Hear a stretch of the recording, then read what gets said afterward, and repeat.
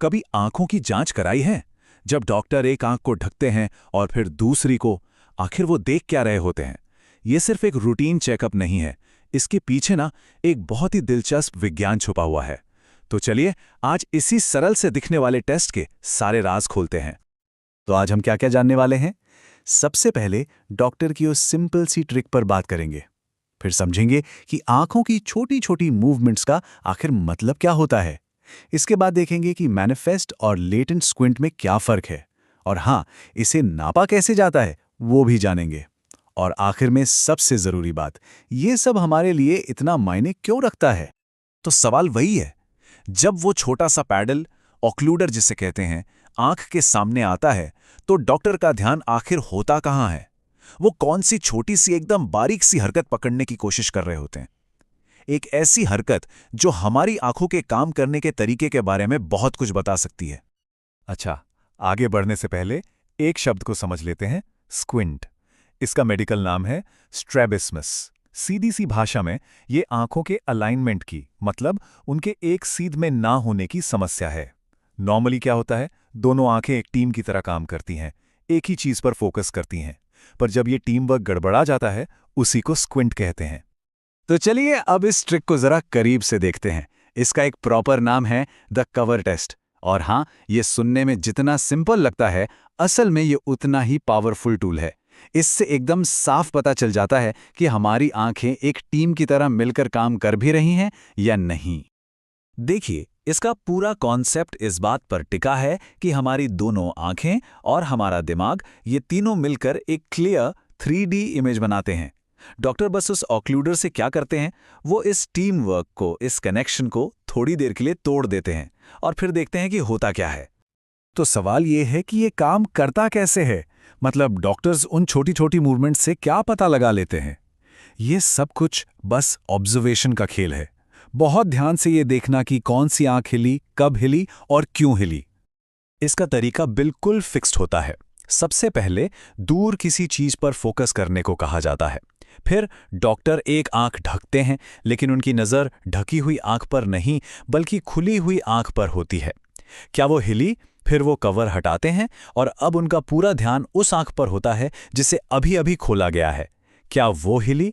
यहां हर एक मूवमेंट एक सुराग है। और ये है पहला बड़ा खुलासा। अगर डॉक्टर एक आंख ढके और दूसरी, जो पहले से खुली थी, वो टारगेट पे फोकस करने के लिए हिले, तो इसका सीधा मतलब है कि वो आंख पहले से ही सीध में नहीं थी। इसी को कहते हैं मैनिफेस्ट स्क्विंट। मतलब ये एक ऐसा अलाइनमेंट इशू है जो हर वक्त मौजूद है। अब दूसरा केस देखते हैं। अगर खुली आंख एकदम स्थिर रहे, लेकिन जैसे ही ढकी हुई आंख से कवर हटाया जाए और वो हिल जाए, तो ये इशारा है लेटेंट स्क्विंट का। इसका मतलब है कि आंखों में भटकने की एक छिपी हुई टेंडेंसी तो है, लेकिन हमारा दिमाग उसे ठीक करने के लिए लगातार मेहनत कर रहा था।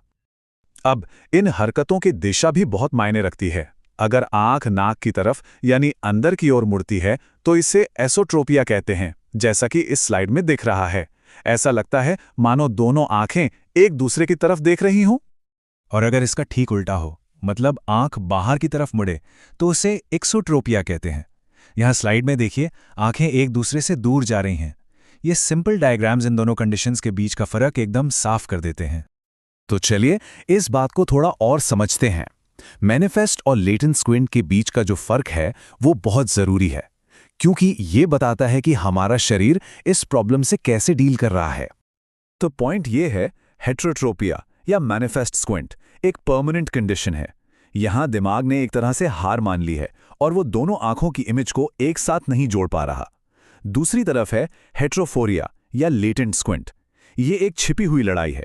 दिमाग लगातार आंखों को सीध में रखने के लिए ओवरटाइम कर रहा है, और ये प्रॉब्लम सिर्फ तभी सामने आती है जब हम कवर टेस्ट से उस फ्यूजन को तोड़ते हैं। ये जानना कि स्क्विंट है या नहीं, ये तो बस पहला स्टेप है। इलाज के लिए डॉक्टर्स को ये जानना जरूरी है कि ये अलाइनमेंट कितना बिगड़ा हुआ है, और यहीं पर ऑब्जर्वेशन मेजरमेंट में बदल जाती है। इसके लिए वो एक थोड़ी और एडवांस्ड टेक्निक इस्तेमाल करते हैं, जिसे कहते हैं प्रिज्म बार कवर टेस्ट। ये एक बहुत ही सरल लेकिन कमाल का टूल है जो स्क्विंट को एक नंबर, एक वैल्यू देता है।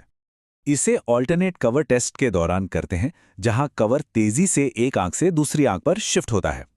डॉक्टर आंख के सामने अलग अलग पावर के प्रिज्म रखते हैं। प्रिज्म लाइट को मोड़ते हैं और एक सही पावर का प्रिज्म आंख की मूवमेंट को पूरी तरह से रोक देता है, उसे न्यूट्रलाइज कर देता है। बस जिस प्रिज्म पर मूवमेंट रुक जाए वही अलाइनमेंट की गड़बड़ी का सटीक माप होता है।